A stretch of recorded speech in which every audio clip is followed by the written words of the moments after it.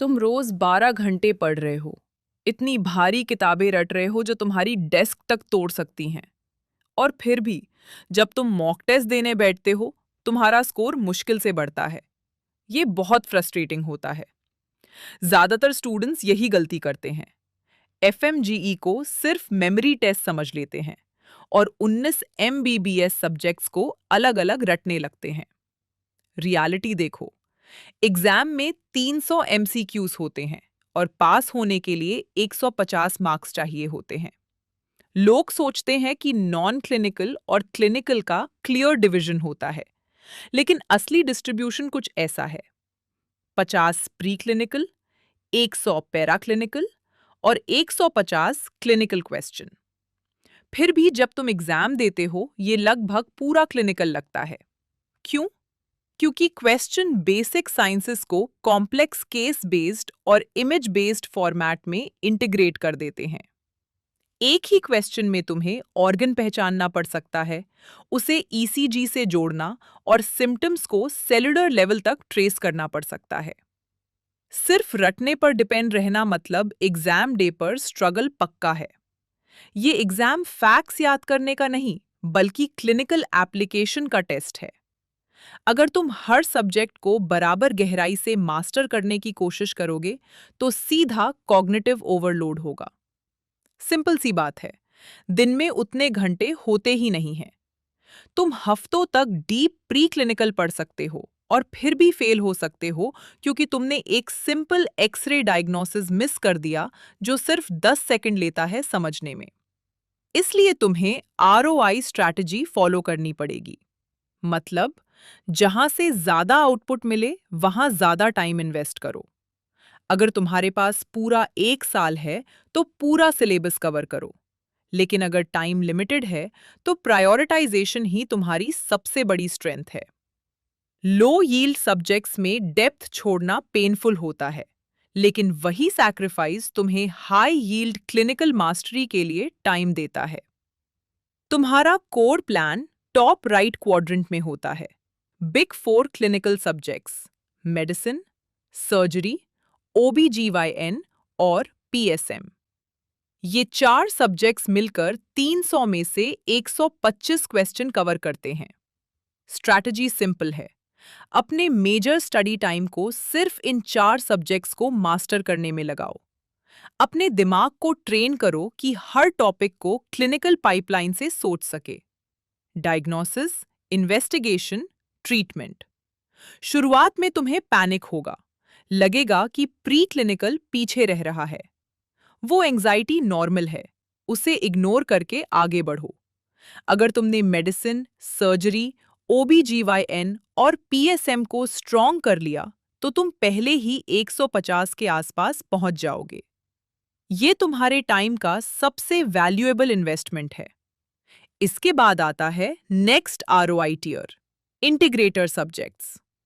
Pathology, pharmacology और microbiology. इन्हें अलग अलग पढ़ना इनएफिशिएंट है। ये इतने ब्रॉड और डिटेल्ड हैं कि बिना क्लिनिकल कॉन्टेक्स्ट के याद ही नहीं रहते। इसलिए इन्हें मेडिसिन और सर्जरी के साथ पैरेलल पढ़ो। बेसिक साइंस और क्लिनिकल आउटकम के बीच कनेक्शन बनाओ।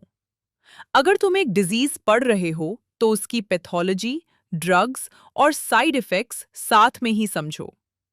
शुरुआत में ये अप्रोच स्लो लगती है, थोड़ी टफ भी लगती है, लेकिन लॉन्ग टर्म रिटेंशन यहीं से बनती है। ये सब्जेक्ट्स एक ग्लू की तरह काम करते हैं, जो तुम्हारे बिग 4 को कनेक्ट करके स्ट्रॉन्ग बनाते हैं। क्या पढ़ना है, ये सिर्फ हाफ बैटल है। बाकी हाफ है कैसे तुम अपनी प्रिपरेशन एग्जीक्यूट करते हो। Phase 1: foundation building phase. 2: integration. ये दोनों नॉलेज गैदरिंग स्टेज हैं, टाइम लेते हैं, लेकिन ये बस शुरुआत है। रियल गेम फेज 3 और 4 में डिसाइड होता है। यहां सिर्फ एक्टिव रिवीजन और टेस्टिंग होनी चाहिए। तुम्हारी डेली रूटीन बदलनी चाहिए। हर हफ्ते टेस्ट दो, मिस्टेक्स नोट करो और सिर्फ शॉर्ट नोट से रिवाइज करो। अपनी वीक एरियाज फेस करना टफ होता है। लो स्कोर देखना दर्द देता है। लेकिन वही फ्रिक्शन तुम्हें स्पीड और एक्यूरेसी देता है। FMGE क्लियर वही करता है जो फास्ट और अनकंफर्टेबल टेस्टिंग साइकिल्स फॉलो करता है, ना कि वो जो लास्ट में सिर्फ सेफ रीडिंग करता रहता है। ऐसी tight ROI strategy manually follow करना मुश्किल होता है। इसीलिए ईज टू लर्न प्लेटफॉर्म बनाया गया है। सबसे इंपॉर्टेंट काम है, जो नहीं आता उसे पहचानो और तुरंत ठीक करो। गैप फिक्सर टूल यही करता है। डैशबोर्ड तुम्हारी परफॉर्मेंस ट्रैक करता है और तुम्हारी वीक एरियाज और रिपीटेड मिस्टेक्स दिखाता है। ये तुम्हें कंफर्ट जोन से बाहर निकालता है।